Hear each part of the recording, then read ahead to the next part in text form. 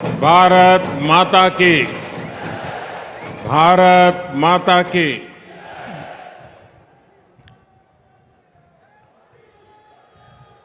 मुंबईतील माझ्या सर्व बंधू आणि भगिनींना माझा नमस्कार।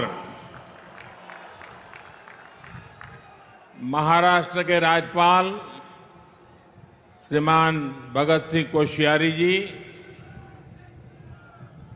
मुख्यमंत्री श्रीमान एकनाथ शिंदे जी, उप मुख्यमंत्री श्रीमान देवेंद्र फडणवीस जी, केंद्रीय मंत्रिमंडल के मेरे सहयोगीगण, विधानसभा स्पीकर श्री राहुल नार्वेकर जी, महाराष्ट्र सरकार के सभी अन्य मंत्रीगण, सांसद और विधायकगण और विशाल संख्या में पधारे आए हुए मेरे प्यारे भाई और बहनों, आज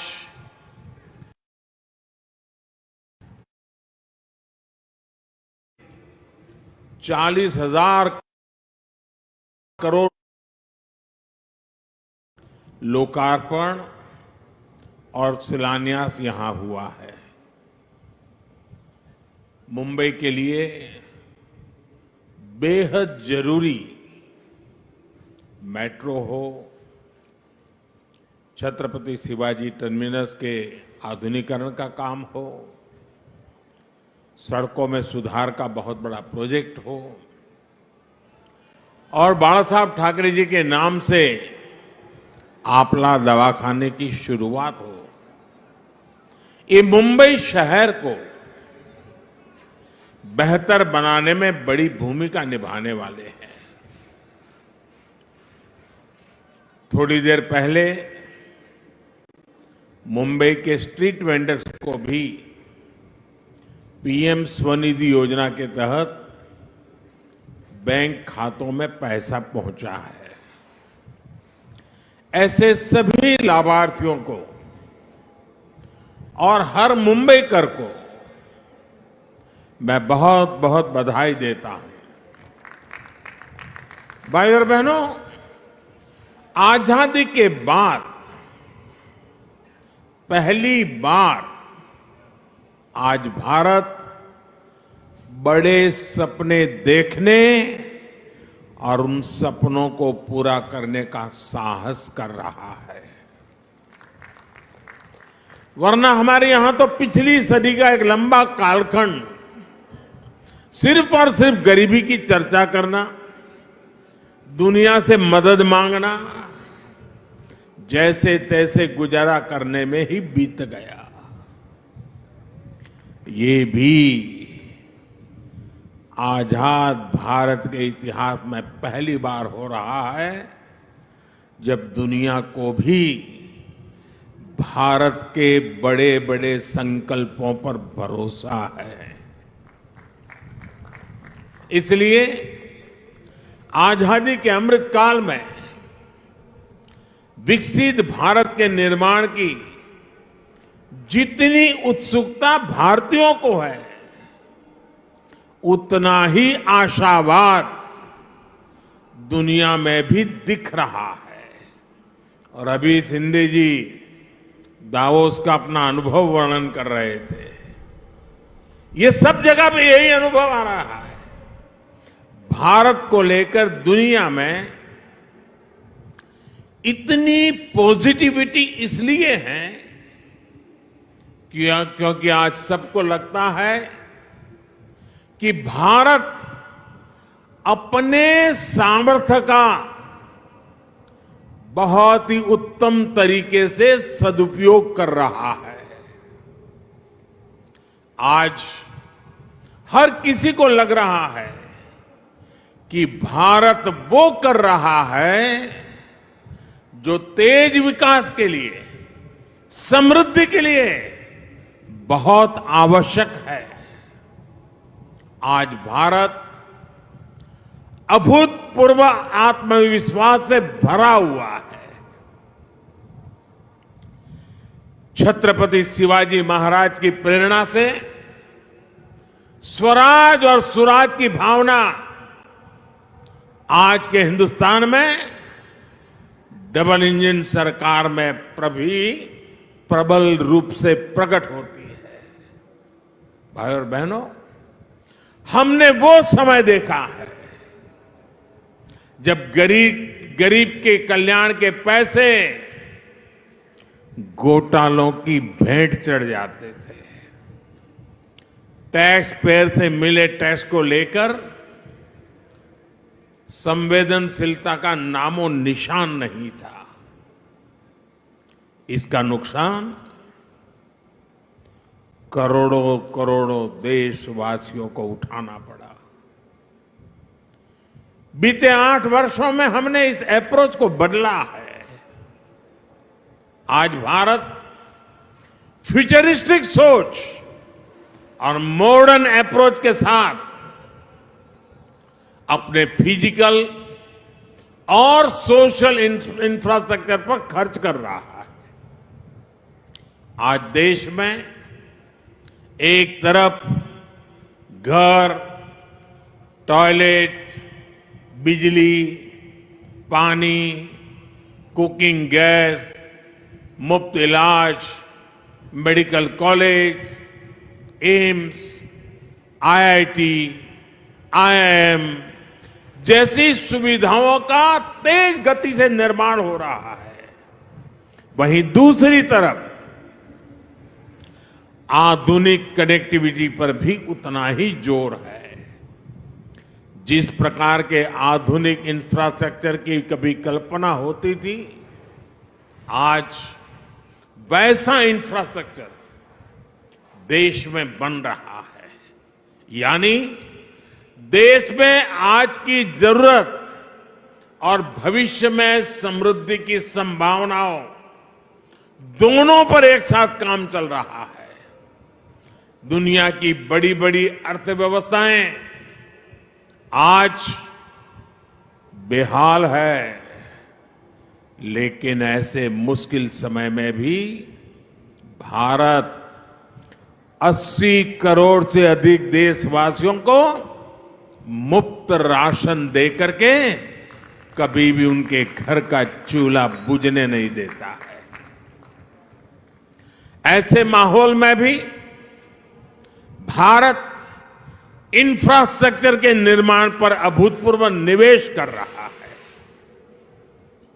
ये आज के भारत की प्रतिबद्धता को दिखाता है। विकसित भारत के हमारे संकल्प का प्रतिबिंब है। भाई और बहनों, विकसित भारत के निर्माण में हमारे शहरों की भूमिका सबसे अहम है। इसमें भी अगर हम महाराष्ट्र की बात करें तो आने वाले 25 वर्षों में राज्य के अनेक शहर भारत की ग्रोथ को गति देने वाले हैं। इसलिए मुंबई को भविष्य के लिए भी तैयार करना ये डबल इंजन सरकार की प्राथमिकता है। हमारी ये प्रतिबद्धता मुंबई में मेट्रो नेटवर्क के विस्तार में भी दिखती है। 2014 तक मुंबई में सिर्फ 10-11 किलोमीटर तक मेट्रो चलती थी। जैसे ही आपने डबल इंजन सरकार बनाई, वैसे ही इसका तेजी से विस्तार हुआ है। कुछ समय के लिए काम धीमा जरूर हुआ, लेकिन शिंदे जी और देवेंद्र जी की जोड़ी के आते ही अब फिर तेजी से काम होने लगा है। मुंबई में 300 किलोमीटर के नेटवर्क की तरफ हम तेज गति से आगे बढ़ रहे हैं। साथियों, आज देश भर में रेलवे को आधुनिक बनाने के लिए मिशन मोड पर काम चल रहा है। मुंबई लोकल, और महाराष्ट्र की रेल कनेक्टिविटी को भी इससे फायदा हो रहा है।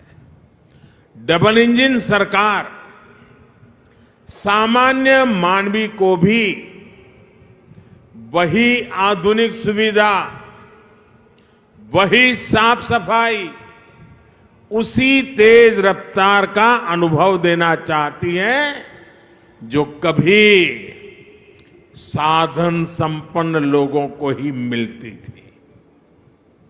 इसलिए आज रेलवे स्टेशनों को भी एयरपोर्ट की तरह ही विकसित किया जा रहा है। अब देश के सबसे पुराने रेलवे स्टेशनों में से एक छत्रपति शिवाजी महाराज टर्मिनस का भी कायाकल्प होने जा रहा है। हमारी ये धरोहर अब 21वीं सदी के भारत की शान के रूप में भी विकसित होने जा रहा है। यहां लोकल और लंबी दूरी की ट्रेनों के लिए अलग अलग सुविधाएं बनेगी। लक्ष्य यही है कि सामान्य यात्रियों को बेहतर सुविधा मिले, काम के लिए आना जाना आसान हो। ये स्टेशन सिर्फ रेलवे की सुविधाओं तक सीमित नहीं रहेगा, बल्कि ये मल्टी मॉडल कनेक्टिविटी का भी हब होगा। यानी कि बस हो, मेट्रो हो, टैक्सी हो, ऑटो हो, यातायात के हर साधन यहां एक ही छत के नीचे कनेक्टेड होंगे। इससे यात्रियों को एक सीमलेस कनेक्टिविटी मिलेगी। यही मल्टी मॉडल कनेक्टिविटी है जिसे हम देश के हर शहर में विकसित करने जा रहे हैं। साथियों, आधुनिक होती मुंबई लोकल मेट्रो का व्यापक नेटवर्क, दूसरे शहरों से वंदे भारत और बुलेट ट्रेन से तेज आधुनिक कनेक्टिविटी आने वाले कुछ वर्षों में मुंबई का कायाकल्प होने जा रहा है। गरीब मजदूर से लेकर कर्मचारी, दुकानदार और बड़े बड़े बिजनेस संभालने वाले सबके लिए यहां रहना सुविधाजनक होगा। यहां तक कि आसपास के जिलों से भी मुंबई आना जाना भी सुलभ होने वाला है।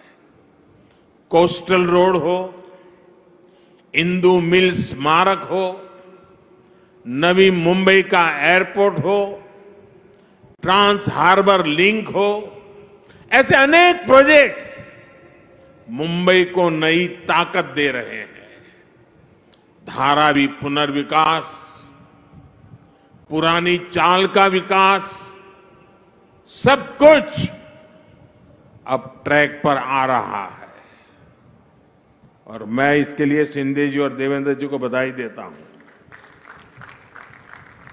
मुंबई की सड़कों को सुधारने के लिए भी आज बहुत बड़े स्तर पर जो काम शुरू हुआ है, ये भी डबल इंजन सरकार की प्रतिबद्धता को दिखाता है। भाइयों और बहनों, आज हम देश के शहरों के कंप्लीट ट्रांसफॉर्मेशन पर काम कर रहे हैं। प्रदूषण से लेकर स्वच्छता तक शहरों की हर समस्या का समाधान ढूंढा जा रहा है। इसलिए हम इलेक्ट्रिक मोबिलिटी पर इतना बल दे रहे हैं, इसके लिए इंफ्रास्ट्रक्चर तैयार कर रहे हैं। बायोफ्यूल आधारित ट्रांसपोर्ट सिस्टम हम तेजी से लाना चाहते हैं। हाइड्रोजन फ्यूल से जुड़े ट्रांसपोर्ट सिस्टम के लिए भी देश में मिशन मोड पर काम चल रहा है। यही नहीं, हमारे शहरों में कूड़े की, वेस्ट की जो समस्या है, उसे भी हम नई टेक्नोलॉजी से दूर करने के लिए एक के बाद एक कदम उठा रहे हैं। वेस्ट टू वेल्थ का बहुत बड़ा अभियान देश में चल रहा है। नदियों में गंदा पानी ना मिले, इसके लिए वाटर ट्रीटमेंट प्लांट लगाए जा रहे हैं। साथियों, शहरों के विकास के लिए देश के पास सामर्थ्य की और राजनीति की इच्छा शक्ति की किसी भी चीज की कमी नहीं है। लेकिन हमें एक बात और समझनी होगी, मुंबई जैसे शहर में प्रोजेक्ट को तब तक तेजी से नहीं उतारा जा सकता जब तक स्थानीय निकाय की प्राथमिकता भी तेज विकास की ना हो। जब राज्य में विकास के लिए समर्पित सरकार होती है, जब शहरों में सुशासन के लिए समर्पित शासन होता है, तभी ये काम तेजी से जमीन पर उतर पाते हैं। इसलिए मुंबई के विकास में स्थानीय निकाय की भूमिका बहुत बड़ी है।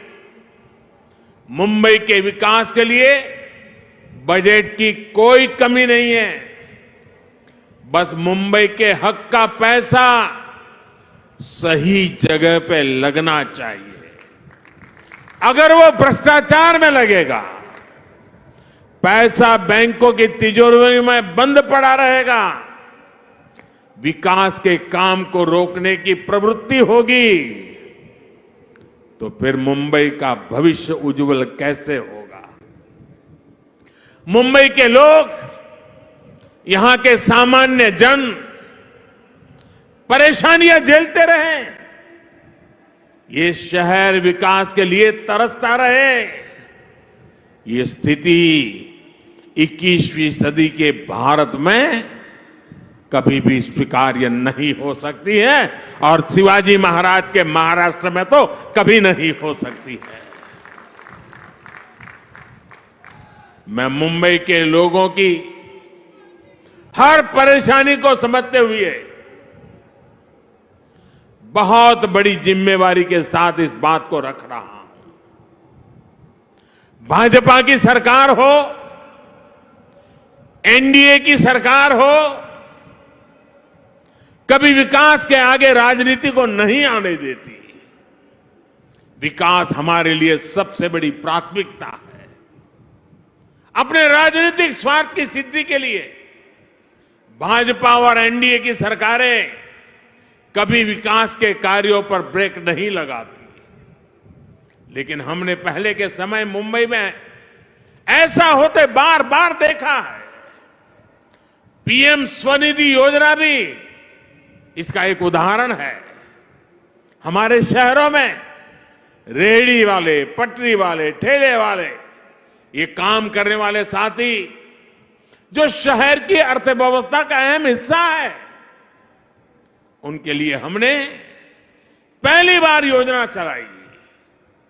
हमने इन छोटे व्यापारियों के लिए बैंकों से सस्ता और बिना गारंटी का ऋण निश्चित किया।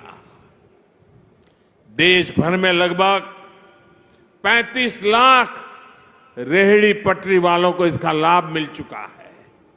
इसके तहत महाराष्ट्र में भी 5 लाख साथियों को ऋण स्वीकृत हो चुके हैं। आज भी 1 लाख से अधिक साथियों के बैंक खाते में सीधे पैसे जमा हो गए हैं। ये काम बहुत पहले होना चाहिए था, लेकिन बीच के कुछ समय में डबल इंजन की सरकार ना होने के कारण हर काम में अड़ंगे डाले गए, रुकावटें पैदा की गई, जिसका नुकसान इन सभी लाभार्थियों को उठाना पड़ा। ऐसा फिर ना हो, इसलिए जरूरी है कि दिल्ली से लेकर महाराष्ट्र और मुंबई तक सबका प्रयास लगे, बेहतर तालमेल वाली व्यवस्था बने। साथियों, हमें याद रखना है कि स्वनिधि योजना सिर्फ लोन देने की योजना भर नहीं है, बल्कि ये रेहड़ी पटरी और ठेले वाले हमारे साथियों का आर्थिक सामर्थ्य बढ़ाने का अभियान है। ये स्वनिधि स्वाभिमान की जड़ी बूटी है। मुझे बताया गया है कि स्वनिधि के लाभार्थियों को डिजिटल लेन देन की ट्रेनिंग के लिए मुंबई में 350 कैंप लगाए गए, जिसके चलते हमारे रेहड़ी पटरी वाले हजारों साथी डिजिटल लेन देन शुरू कर चुके हैं। ये सुनकर अनेक लोग चौंक जाएंगे कि इतने कम समय में देश भर में स्वनिधि योजना के लाभार्थियों ने करीब करीब 50,000 करोड़ रुपए का डिजिटल ट्रांजैक्शन किया है। जिनको हम अनपढ़ मानते हैं, जिनको हम लोग किसी भी भाषा में अपमानित करते रहते हैं, उन मेरे छोटे छोटे साथियों ने जो आज मेरे सामने बैठे हैं, ये रेहड़ी पटरी वालों ने ऑनलाइन मोबाइल से 50,000 करोड़ रुपए का काम किया है। और उनका ये पराक्रम, उनका परिवर्तन का ये मार्ग निराशावादियों के लिए बहुत बड़ा जवाब है, जो कहते थे कि रेहड़ी ठेले पर डिजिटल पेमेंट कैसे होगी। डिजिटल इंडिया की सफलता इस बात का उदाहरण है कि जब सबका प्रयास लगता है तो असंभव कुछ भी नहीं होता है। सबका प्रयास की इसी भावना से हम मिलकर मुंबई को विकास की नई ऊंचाई पर ले जाएंगे। और मैं मेरे रेहड़ी पटरी वाले भाइयों से मैं कहना चाहता हूं, आप मेरे साथ चलिए। आप 10 कदम चलेंगे तो मैं 11 कदम चलूंगा आपके लिए।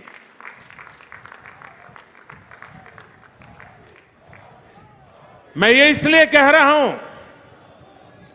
कि हमारे रेहड़ी पटरी वाले भाई बहन साहूकार के पास पैसे ब्याज लेने के लिए जाते थे। दिन भर व्यापार करने के लिए उसको 1,000 रुपए की जरूरत है, वो देने से पहले ही 100 काट लेता था, 900 देता था। और शाम को जाकर के अगर 1,000 वापिस नहीं लौटाए तो उसको दूसरे दिन पैसे नहीं मिलते थे। और कभी अगर अपना माल नहीं बिका, 1,000 रुपया नहीं दे पाया तो ब्याज बढ़ जाता था।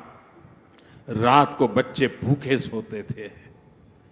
इन सब मुसीबतों से आपको बचाने के लिए स्वनिधि योजना है। और साथियों, जितना ज्यादा आप डिजिटल उपयोग करोगे, थोक में लेने जाओगे, उसको भी डिजिटल पेमेंट करो। जहां पर बेचते हो वहां भी लोगों को कहो भाई डिजिटल पेमेंट करो, तो स्थिति ये आएगी कि आपको ब्याज का एक नया पैसा नहीं लगेगा।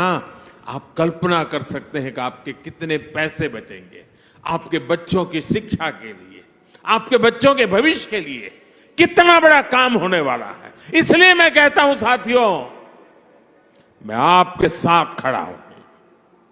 आप 10 कदम चले, मैं 11 चलने के लिए तैयार हूं। वादा करने आया हूं आपके उज्जवल भविष्य के लिए। मैं आज आपसे आंख में आंख मिला करके ये वादा करने मुंबई की धरती पे आया हूं साथियों।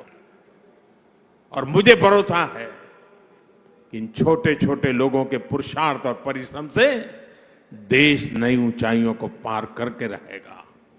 इसी विश्वास को लेकर के जब मैं आज फिर एक बार आपके पास आया हूं, मैं सभी लाभार्थियों को, सभी मुंबईकरों को, पूरे महाराष्ट्र को, और मुंबई तो देश के धड़कन है, पूरे देशवासियों को भी मैं इस विकास कार्यों के लिए बधाई देता हूं।